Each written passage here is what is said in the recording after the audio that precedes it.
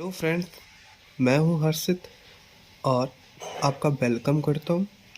आज मैं आपको बताऊंगा क्लास 10th के लिए इम्पोर्टेंट टॉपिक क्या रहेंगे और सिलेबस जो 2024 में आएगा। ठीक है, तो क्लास 10th बहुत नेसेसरी क्लास है क्योंकि यहाँ आके लोगों के बोर्ड चालू हो जाते हैं। ठीक है, तो हम देखते हैं। हमें पता है एनसीईआरटी अगर उठाओगे क्लास 10th की तो टोटल उसमें 15 चैप्टर है। हाँ, और हर चैप्टर एक यूनिट के अंदर बिलोंग करता है। बेसिकली अगर हम क्लास 10th की बात करें तो 7 यूनिट में डिवाइड है।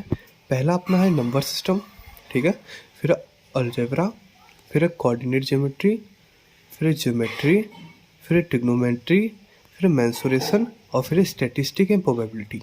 अगर हम मार्क्स की बात करें तो नंबर सिस्टम 6, ठीक है, अलजेब्रा 20 है, कोऑर्डिनेट 6 है, ठीक है, और ज्योमेट्री 15 है, ट्रिग्नोमेट्री 12 है, मेंसुरेशन 10 है, स्टैटिस्टिक प्रोबेबिलिटी 11 है। टोटल 80 मार्क्स का पेपर आएगा जो कि वो 2024 में आएगा। सबसे ज़्यादा जो हाई वेटेज की चैप्टर रहेगा, यूनिट रहेंगे, वो अलजेब्रा, ठीक है, ध्यान रखना, ज्योमेट्री एंड ट्रिग्नोमेट्री, और मेंसुरेशन भी हाई वेटेज है। ठीक है, अगर हम बात करें यूनिट 1 नंबर सिस्टम की तो नंबर सिस्टम में पहला चैप्टर जो है रियल नंबर, केवल एक ही चैप्टर है एनसीईआरटी में नंबर सिस्टम की यूनिट का, वो है रियल नंबर, चैप्टर 1 जो आपका है। ठीक है, उसमें फंडामेंटल थ्योरम ऑफ मैथमेटिक्स और प्रूफ्स ऑफ इरेशनैलिटी, इसके अलावा कुछ भी नहीं आएगा। चैप्टर 1 से इसके अलावा कुछ भी नहीं आएगी, ये गारंटीड है। 6 मार्क्स का आएगा टोटल नंबर सिस्टम। ठीक है, उसके बाद अलजेब्रा की बात करूँ, अलजेब्रा टोटल 20 मार्क्स का आएगा क्योंकि इसमें 4 चैप्टर है एनसीईआरटी में। चैप्टर 2 है जो आपका पॉलिनोमियल्स है, यहाँ में चैप्टर 1 लिखा है लेकिन एनसीईआरटी में चैप्टर 2 है। ठीक है, ध्यान रखना, पॉलिनोमियल्स। चैप्टर 3 आपका pair of linear equation, chapter 4 quad, और चैप्टर 5 अरिथमेटिक प्रोग्रेशन। ठीक है, पॉलिनोमियल्स में हम बात करेंगे जीरोस ऑफ पॉलिनोमियल, ठीक है, कोफिशिएंट ऑफ क्वाड्रेटिक पॉलिनोमियल्स की। हाँ, ठीक है, लीनियर इक्वेशन में उसके सॉल्यूशंस फाइंड करना सीखेंगे, substitution method, elimination method, graphical method से भी उसके सॉल्यूशन फाइंड करे जा सकते हैं। ठीक है, तो ये इंपॉर्टेंट टॉपिक्स हैं किसके, लीनियर इक्वेशंस के। ठीक है, क्वाड्रेटिक की बात कर लूँ, क्वाड में सॉल्यूशन ऑफ क्वाड्रेटिक इक्वेशन निकालना सीखेंगे, पहला फैक्टराइजेशन से, फिर क्वाड्रेटिक फॉर्मूले से। ठीक है, रिलेशनशिप बिटवीन डिस्क्रिमिनेंट देखेंगे और नेचर ऑफ रूट्स के बारे में पढ़ेंगे, और जो डे टू डे लाइफ में जो भी प्रॉब्लम्स होती ना उन्हें रेड्यूस करना सीखेंगे किसमें, क्वाड्रेटिक इक्वेशन में। ठीक है, उसके बाद हम बात कर लें चैप्टर 4 की। बेसिकली जो चैप्टर 5 एनसीईआरटी का वो है एपी, अरिथमेटिक प्रोग्रेशन। वहाँ हम सीखेंगे कि जब कोई सीरीज़ क्या होती है, एक नंबर्स का ग्रुप होता है। ठीक है, अगर वो एपी में है, मैं बताऊंगा एपी कैसे पता करते हैं, अगर वो एपी में है तो उसका सम कितना होगा उस सीरीज़ का, वो सब सीखना है, और एपी के बारे में इंट्रो पढ़ेंगे। ठीक है, ये अपने होगा यूनिट 2 और यूनिट 1। यूनिट 2 है टोटल मार्क्स का 20 और यूनिट 1 है 6 मार्क्स का। यूनिट 3 की बात करें, कोऑर्डिनेट ज्योमेट्री। ठीक है, यूनिट थ्री जो है कोऑर्डिनेट ज्योमेट्री है। ठीक है, मैक्सिमम मार्क्स ये भी 6 मार्क्स का आएगा। ठीक है, कोऑर्डिनेट ज्योमेट्री बहुत ईजी सा चैप्टर है।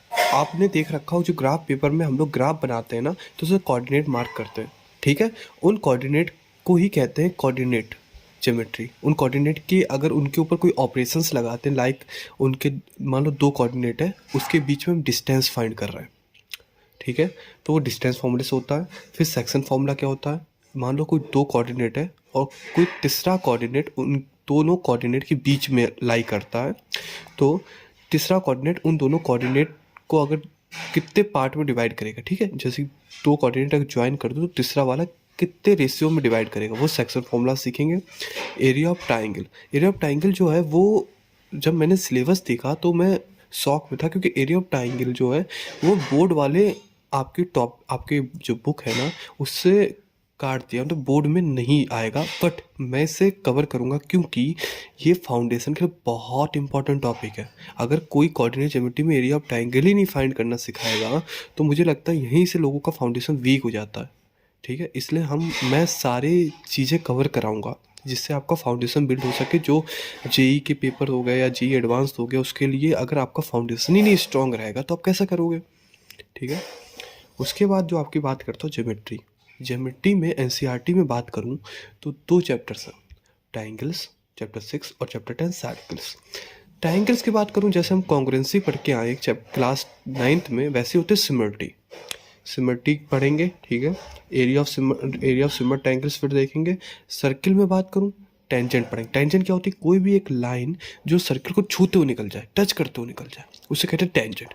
अब एक पॉइंट से कितनी टेंजेंट ड्रॉन हो सकती है सर्किल पे? केवल 2। देखिए, एक ये बस, बीच से नहीं पास होगी, सर्किल को क्रॉस नहीं करेगी, कभी सर्किल को टच करेगी, उसी टेंजेंट कहते हैं, ठीक है। तो सर्किल इंट्रो पढ़ेंगे, टेंजेंट टू अ सर्किल पढ़ेंगे, और number of tangent to a point of the circle, इसके बारे में भी पढ़ेंगे, ठीक है। अब हम बात कर लें कि यूनिट 5 क्या है। यूनिट 5 है ट्रिग्नोमेट्री, जो हाई वेटेज का था, 12 मार्क्स, ठीक है।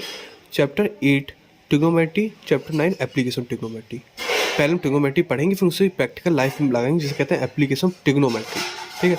चैप्टर 8 ट्रिग्नोमेट्री पढ़ेंगे। ट्रिग्नोमेट्री रेशियोज पढ़ेंगे पहले, जैसे sine theta, cos theta, tan theta, ये सब। उसके बाद इन रेशियोज के पार्टिकुलर एंगल पे वैल्यू, जैसे 0 डिग्री पे, 30 डिग्री पे, 45 डिग्री, साइन 60, साइन 90, इस पे, ठीक है। आइडेंटिटीज पढ़ेंगे। उसके रिलेशनशिप बिटवीन रेशियोज पढ़ेंगे। हाँ, एंगल्स ऑफ एलिवेशन डिप्रेशंस पढ़ेंगे, किसमें एप्लीकेशन लगाएंगे जब इसकी, तो उसमें देखेंगे। डेली लाइफ प्रॉब्लम्स करेंगे, like height of A building, height of A flag, ठीक है, ये सब देखेंगे।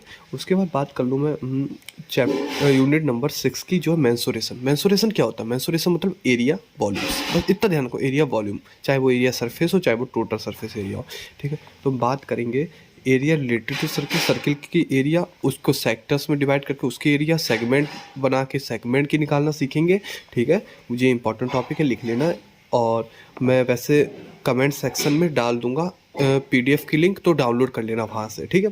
Surface area and volumes solid के बारे में। सॉलिड क्या होता है? कोई भी 3D फिगर, जैसे क्यूब हो गया, क्यूबाइड हो गया, सर्किल, सिलेंडर हो गया, कोन हो गया, ठीक है। तो इन सबको सॉलिड्स कहते हैं, जो 3D फिगर्स होते हैं, ठीक है। इनके बारे में, इनकी वॉल्यूम निकालना सीखेंगे, इनकी सरफेस एरिया निकालना सीखेंगे, ठीक है। उसके बाद conversion of solid from one form to another, like cube को क्यूबॉइड में बदलना सीखेंगे, सिलेंडर को कोन में, कोन को सिलेंडर में, ये सब सीखेंगे। उसके लास्ट टॉपिक होता है यूनिट 7, जिसे कहते हैं स्टैटिस्टिक्स एंड प्रोबेबिलिटी, ठीक है। ये है 11 मार्क्स का, ठीक है। दोनों स्टैटिस्टिक्स और प्रोबेबिलिटी केवल फॉर्मूला बेस्ड रहते हैं, और इसमें मार्क्स गेन करना बहुत ईजी होता है, इसलिए इसके बारे में पढ़ेंगे। स्टैटिस्टिक्स में केवल मीन, मीडियन, मोड पढ़ना है, ग्रुप डाटा का, ठीक है।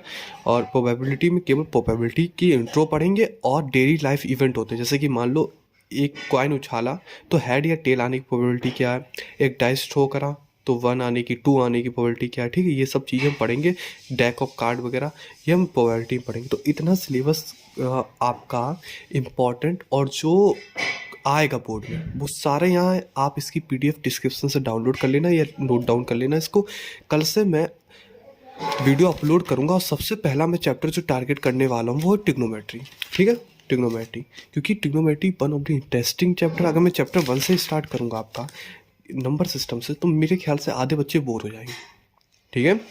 इसलिए हम ट्रिग्नोमेट्री चालू करेंगे, कुछ नया सीखेंगे कल। हाँ, और ये मेरा प्रॉमिस है आपसे कि अगर आप मेरे से कनेक्ट रहोगे तो 70+ गारंटीड नंबर हैं आपके, ठीक है। आपको बेसिक से चालू कराऊंगा, फाउंडेशन कोर्स की तक ले जाऊंगा, ठीक है। जेई मेन, जेई एडवांस, सबकी तैयारी इसी प्लेलिस्ट में करवाऊंगा, केवल NCERT पढ़ा के, केवल NCERT पढ़ा के। थोड़ा सा अजीब सा लग रहा होगा, बट आप मेरे ऊपर अगर विश्वास करेंगे तो मैं कंप्लीट करूंगा, ठीक है।